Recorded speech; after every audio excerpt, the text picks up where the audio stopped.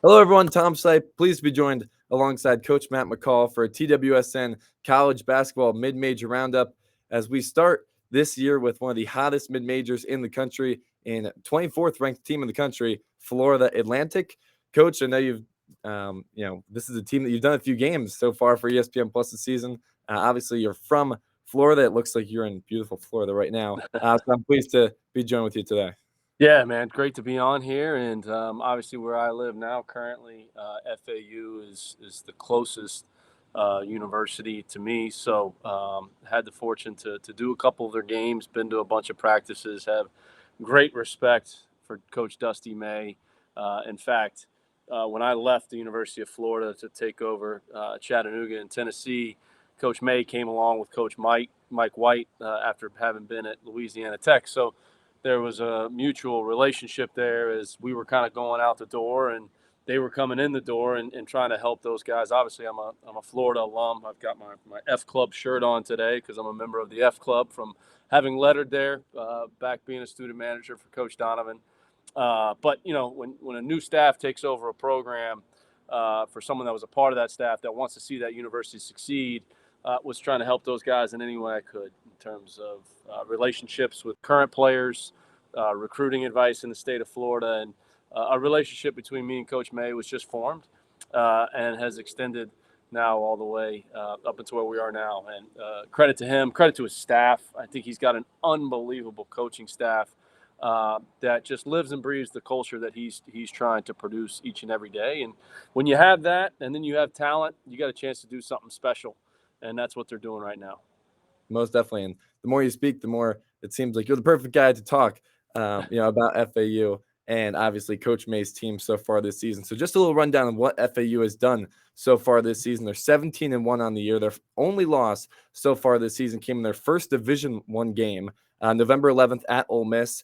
I have to be honest. I've been to one FAU game this year, and it was at Ole Miss. So I'm not their good luck charm. They're 0-1 when I'm in attendance and 17-0 when I'm not. So I won't be going to any more FAU games. But since then, they've won 16 straight games, including over Florida, beat some strong mid-majors, Bryant, Detroit Mercy, FGCU. Now they've started conference play 7-0 with wins over UAB, North Texas, and at Western Kentucky on Monday. So, Coach, I'll start with a pretty open-ended question here, but it's a legitimate question.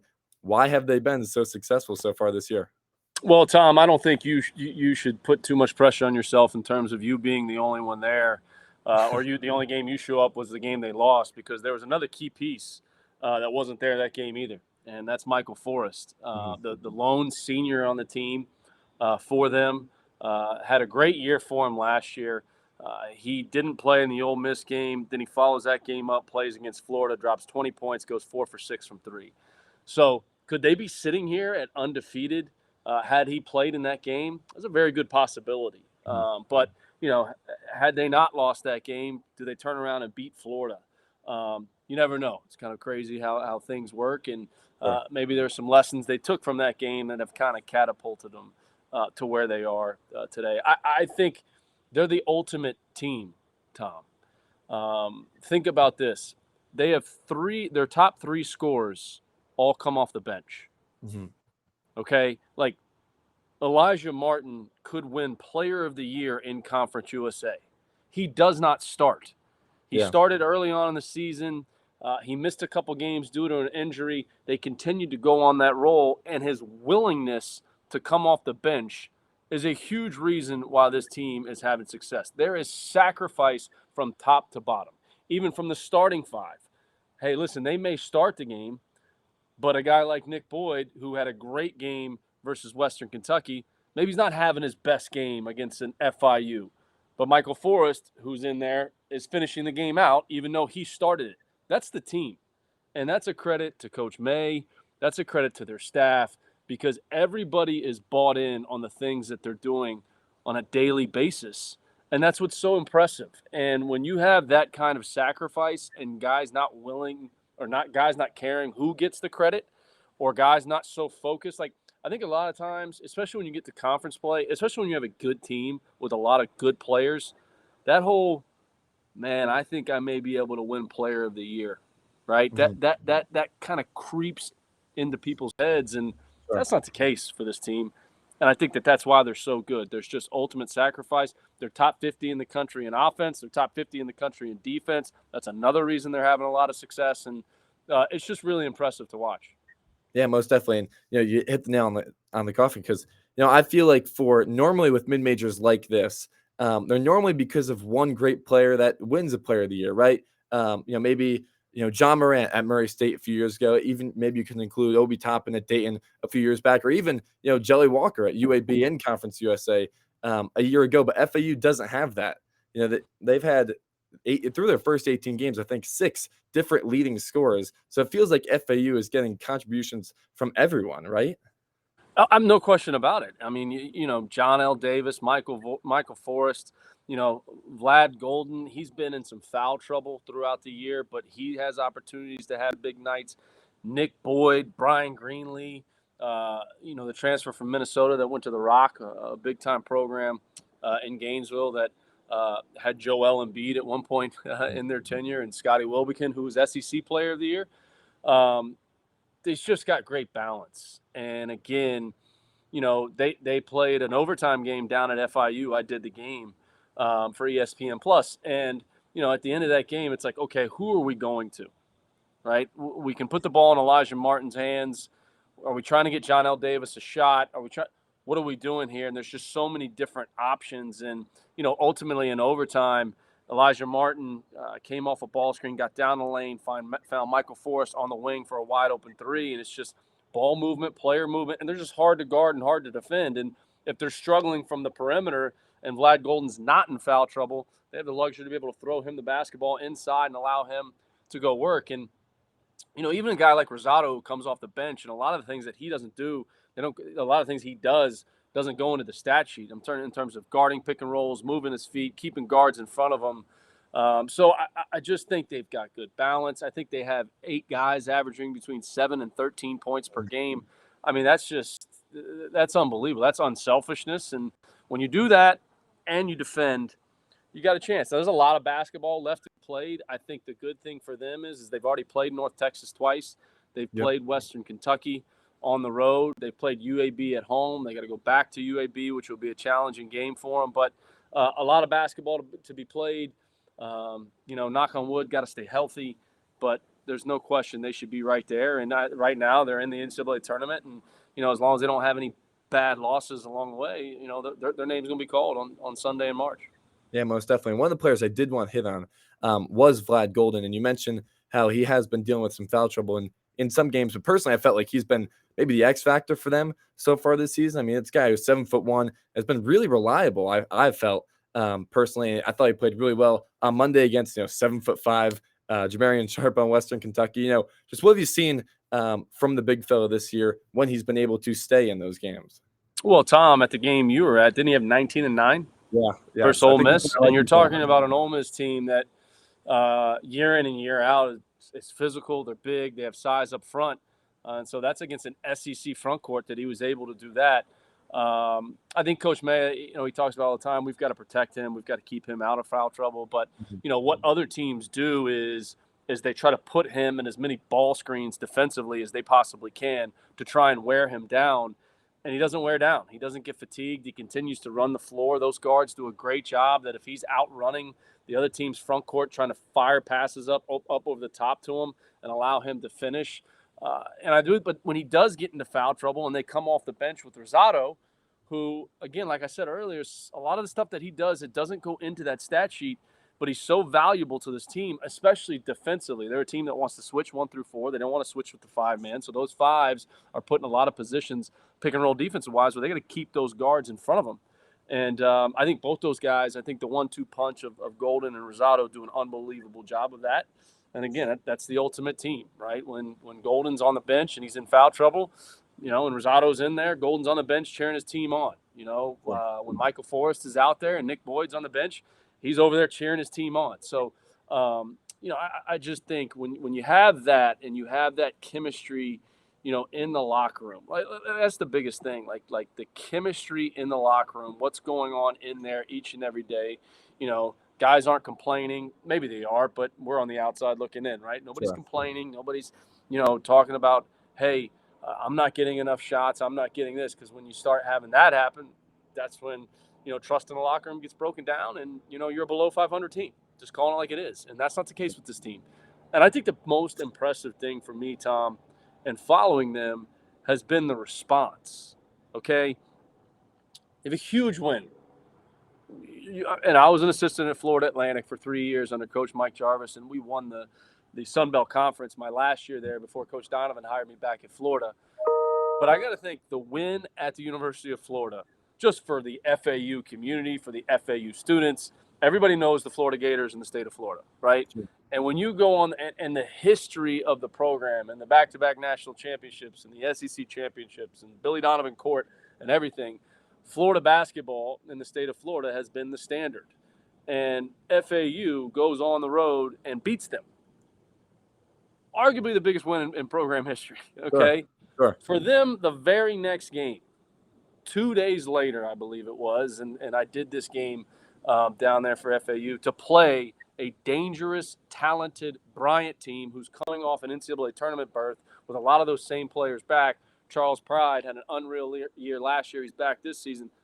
Mm-hmm. They found a way to win that game. So the response coming out of that game and then turn around and beat that team on their home floor. I thought another big game, they played Florida Gulf Coast at home. Unbelievable crowd. I did that game as well. And the very next game, that game before Christmas, which everyone always gets nervous about, especially as a coach, Sure. They turn around and they beat a good Northern Kentucky team. So they've just been able to respond. They have an overtime game, versus FIU. The very next game, they respond and go beat Western Kentucky. So I just think all year they've been, being able to handle success is another challenge, and I think that's something that they do, and they do it at a high level. Yeah, and I think the response is perfect, like you just mentioned. And even, the Florida game came right after the Ole Miss game, right? So it's coming off a loss, and it's not an easier opponent, So I think that's a very great point that you touched on. And I think another thing for FAU is we've talked so much about their offense, but their defense has been pretty good so far. 6 of the last 8 games, they've held teams to under 67 points in 3 of those games. I think they held the opponent under 53. Just how has Coach Dusty May been able to keep the group completely bought in defensively? Well, I think everybody too, they understand their role, and you have your starting 5, and these are the 5 guys that are going to start the game. Some of them may finish the game, some of them may not, but everybody understands that, and everybody's bought in on that. I think his staff does a great job in terms of scouting other opponents. Hey, these are our defensive principles. These are the things that we're going to rely on. He's got a young, energetic staff that they're echoing Coach May's message every single day. They're echoing his message. And I think that for any young assistant coaches out there, that is the most important thing, is to echo the head coach's message each and every day. I think his staff does a great job preparing their team defensively, whoever scout it may be in that game. And again, you got 3 assistant coaches that don't care who gets the credit. It's not my scout, it's our scout. And we go out there and find a way to put the best game plan together. And they're a team, like I said earlier, they switch 1 through 4. Their 5 men are put in situations where they have to guard pick and rolls. And I think those 2 guys do a great job moving their feet. And when you're playing against a team that switches aggressively 1 through 4, it's hard to get shots off on the perimeter, especially. And they've got different things, different schemes that they can go to, whether it's doubling the post or, being more aggressive with maybe like a 3/4 court press. And they do those types of things too. So, just really solid. Like I said, my goal always as a head coach was to be a top 50 offensive team in the country, top 50 defensive team. And if you could get both of those in those categories, you had a chance to have a really big year. And that's what he's doing. Yeah, most definitely. And, Coach, we talked a lot about FAU so far this season, but I do want to ask, about what Coach May has done with his program so far. You touched on earlier, your relationship with him. This is a guy who's kind of built his program maybe even from the bottom up, right? His first 2 years, they finished in 9th in Conference USA both years, now to 4th, 2nd, and right now, they're not only the best team in the conference, but one of the best mid-majors in the country. Just what have you seen from Coach May and how he's been able to build this program up throughout the last few years? Well, I think this too, Tom. He hasn't skipped steps. I think that there's, so many coaches, so many young coaches that it's, hey, I got to win right away, and I got to win here and see if I can get the next job, or I got to let's take every single transfer we possibly can, try to piece together a roster based on talent, and we're just going to go out here and put it together and try to win as many games as we possibly can. And he hasn't done that. He's done it the right way. He's taken the right balance of transfers. He's taken the right balance of transfers and high school kids. He's sprinkled in some junior college kids, and he's done it the right way. He hasn't skipped steps in building a program, and I think that to me is what's really, really special about where FAU is right now as a program. Yesterday we were watching the Palm Beach news, the 6 o'clock news, me and my family right after dinner. And I think it's one of the first times that I've seen FAU on the news, not talking about football.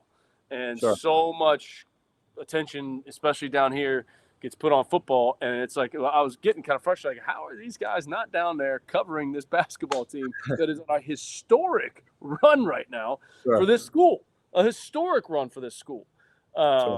So, yeah, I just think, again, like going back to hasn't skipped steps. He's built it the right way.